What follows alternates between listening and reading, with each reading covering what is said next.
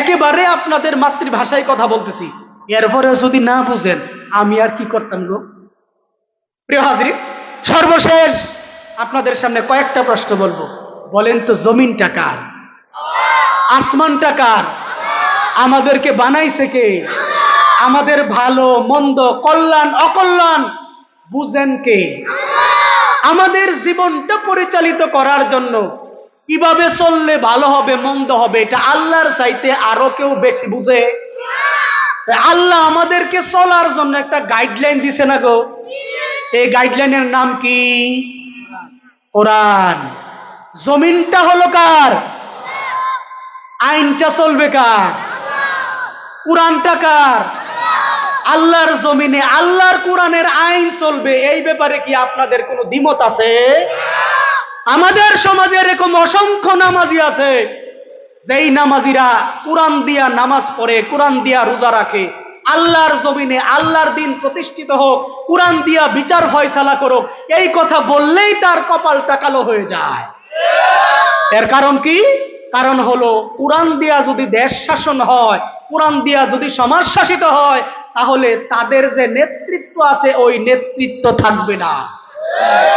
প্রিয় ভাইয়েরা আমার, এই যে যেই ব্যক্তিরা কোরআনের বিরুদ্ধে অবস্থান করে, কোরআনের আইনের বিরোধিতা করে, ওই ব্যক্তিরা মূলত কোরআনুল কারীমকে সকল জায়গায় চায় না। মন চায় যতটুকু, চায় তারা ততটুকু, যতটুকু মানলে তাদের বিপদ আপদ হবে না ততটুকু কোরআন মানে, আর যতটুকু মানলে বিপদ হবে ওইখান থেকে নিজেকে আস্তে করে সরায় নেয়। বুঝেন নাই মনে হয়? এইরকম শুধু সাধারণ মানুষ নয়, আমাদের আলেম উলামাদের মধ্যে অসংখ্য আলেম আছে, হুজুর সব কথা ভাল লাগে, এখন এইগুলি বলা যাবে না, কোরআনের কথা বললে আবার কোন সময় কোন বিপদ এসে হাজির হয়। কিন্তু আমাকে বলেন তো, কোরআনের বিষয়গুলো একজন আলেম ভালো জানে নাকি জাহেল ভালো জানে?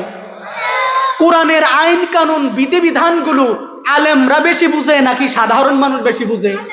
এখন আলেম যদি এই ব্যাপারে পিছপা হয়ে থাকে, তাহলে সাধারণ সলিমুদ্দি কলিমুদ্দি বসিরুদ্দি তারা কি সামনে আগাইতে পারবে? এই জন্য আলেমদেরকে কি এই ব্যাপারে আগায় আসতে হবে না ভাই? কিন্তু আলেমরা যদি পিছনে থাকে তাহলে গতি কি? আল্লাহ তাআলা বলেন, وَمَن يَبْتَغِ غَيْرَ الْإِسْلَامِ دِينًا فَلَن يُقْبَلَ مِنْهُ। আল্লাহ তাআলা বলেন, কোন ব্যক্তি যদি দুনিয়ার জিন্দেগিতে ইসলাম না মানে, ইসলামের বিধিবিধানগুলো না মানে, অন্য কোন বিধিবিধান মানে, মানুষের তৈরি করা আইন সংবিধান দিয়া জীবন পরিচালিত করে, দেশটাকে পরিচালিত করে, তাহলে ওই ব্যক্তির কাছ থেকে আমি এটা গ্রহণ করব না, বরং তাকে জাহান্নামের মধ্যে নিক্ষেপ করে দেব। নাউজুবিল্লাহ বলেন। আরেকটা আয়াত বড় মারাত্মক। বলছিলাম, কোরআনের মধ্যে আল্লাহ আইন দিছেন, এই আইন যদি আপনি না মানেন, কোরআন যদি না মানেন, কোরআনের কাছে যদি না যান, কিয়ামতের ময়দানে আল্লাহ আপনাকে অন্ধ করে উঠাবেন। কি করে উঠাবেন? আপনি প্রশ্ন করবেন, লিমা হাসারতানি আ'মা ওয়াকাদ কুনতু বাসীরা। আল্লাহ, তুমি আমারে অন্ধ বানায় উড়াইলা কেন? আমি তো দুনিয়ার জিন্দেগিতে অন্ধ ছিলাম না, আমি তো দুনিয়ার জিন্দেগিতে চক্ষুষ্মান ছিলাম। তখন আল্লাহ বলবে, বান্দা, তোমারে যে উঠাইছে কেন জানো? কোরআন তো তোমার কাছে ছিল, কোরআন তো তোমার মসজিদে ছিল, কোরআনটা যে তুমি দেখো নাই, কোরআনের কাছে যে তুমি যাও নাই, কোরআন থেকে যে তুমি দূরে সরে গেছিলা, এই জন্য দুনিয়ার জিন্দেগিতে যেরকম কোরআন থেকে তোমার চোখটাকে বুঝে রেখেছিলে, এই আখেরাতের জিন্দেগিতে তোমাকে আমি অন্ধ করে পাঠাইছি, অন্ধ করে উঠাইছি। বলেন তো, আখেরাতে যদি আপনাকে অন্ধ করে উঠায়, এটা কি আপনার জন্য ভালো হবে নাকি মন্দ হবে? কথা বুঝেন নাই ভাই?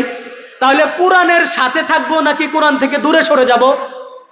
সম্মানিত ভাইরা আমার, হুজুর চলে এসেছেন, আমার সময় আর 1 মিনিট আছে। এই 1 মিনিটে এতক্ষণ পর্যন্ত যে কথাগুলো আপনাদের সামনে বললাম, ফার্স্ট থেকে এখন পর্যন্ত আরেকবার একটু সামারাইজ বইলা দেই, যাতে আপনাদের মনে করতে সুবিধা হয়। আমি কথা বলছিলাম, আমাদের সমাজে এমন কিছু চালাক আছে যারা দুনিয়ার জিন্দেগিতে চালাক কেমানি করে, কিন্তু আখেরাতের ময়দানে গিয়া ধরা খাবে। এটা আমার আলোচ্য বিষয় ছিল না ভাই? এরকম চালাক পাইছি কয়টা? 5টা। 1 নাম্বার, বেনামাজি ব্যক্তি। যে ব্যক্তি দুনিয়ার জিন্দেগিতে নামাজ পড়ে না, কেন পড়ে না? ওই সময় নষ্ট হবে, কিন্তু কিয়ামতের ময়দানে ধরা খেতে হবে। 2 নাম্বার, যে ব্যক্তি অন্যের জমি লাইল কাটটা ফেলায়, কেন? তার ক্ষেত বড় হবে, কিয়ামতের ময়দানে তাকে ধরা পড়তে হবে। 3 নাম্বার, সুদখোর ব্যক্তি। কেন সুদ খায়? দুনিয়ার মধ্যে সুদ না খাইলে চলা যায় না, এই ধান্দায় সুদ খায়, কিন্তু কিয়ামতের ময়দানে জাহান্নামে যেতে হবে। 4 নাম্বার, ওই ব্যক্তি যেই ব্যক্তি সবার সাথে তাল দিয়া চলে, মুনাফিক টাইপের মানুষ। কেন? সে মনে করে সবার সাথে তাল দিয়া না চললে দুনিয়ায় চলা যাবে না, কিন্তু কিয়ামতের ময়দানে তাকে জাহান্নামের সর্বনিম্ন স্তরে যেতে হবে।